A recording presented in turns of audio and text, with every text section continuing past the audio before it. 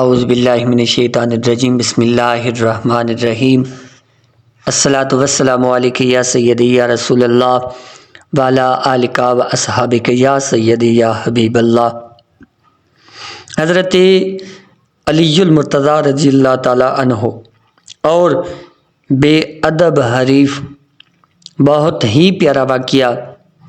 حضرت علی رضی اللہ تعالی عنہ کا ایک دفعہ دشمن سے سامنا ہوا، دشمن زخمی ہو کر بھاگا۔ حضرت علی شیر خدا رضی اللہ تعالی عنہ نے دوڑ کر اسے جا لیا اور اس کا سر تن سے جدا کرنے ہی کو تھے کہ اس نے نیچے سے پڑے پڑے آپ رضی اللہ تعالی عنہ کے منہ پر تھوک دیا۔ آپ رضی اللہ تعالی عنہ فوراً اس کے سینہ پر سے اترے اور اسے چھوڑ کر الگ ہو گئے۔ وہ یہ دیکھ کر بڑا حیران ہوا کہ مجھ پر قابو پا کر میری اس نازیبا اور گستاخانہ حرکت کے باوجود حضرت علی رضی اللہ تعالی عنہ نے کیوں چھوڑ دیا؟ اس نے پوچھا، اے حیدر کرار رضی اللہ تعالی عنہ، یہ کیا بات ہے؟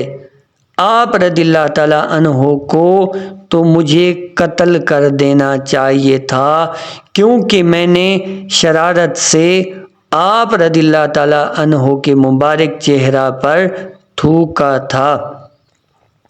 حضرت علی شیر خدا رضی اللہ تعالی عنہ نے فرمایا، میں تجھ سے حق پر اللہ تعالیٰ کے لیے لڑا تھا، کوئی ذاتی عداوت نہ تھی۔ تو نے اس حرکت سے میرے نفس کو انتقام پر ابھارا، مجھے غصہ آ گیا، مگر میں خدا کی توفیق سے فوراً سنبھلا۔ اگر میں تجھے مار ڈالتا تو خدا کو کیا منہ دکھاتا؟ میں شیر حق ہوں، نفس کے کہنے پر نہیں چلتا۔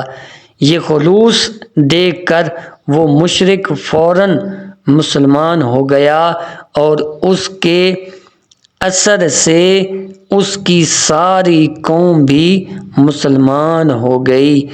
مولانا روم رحمۃ اللہ تعالی علیہ مثنوی میں فرماتے ہیں کہ اجر اسی کام کا ملتا ہے جو خلوص سے اللہ تعالیٰ کی رضا کے لیے کیا جائے۔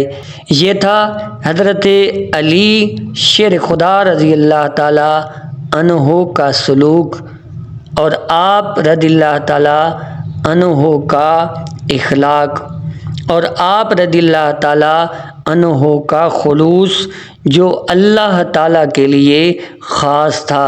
دعا ہے اللہ پاک ہمیں حق سمجھنے کی توفیق عطا فرمائے اور راہ مستقیم پر چلنے کی توفیق، ہمت اور طاقت عطا فرمائے۔ آمین بجاہ النبی الامین صلی اللہ تعالی علیہ وآلہ وسلم۔ السلام علیکم ورحمۃ اللہ۔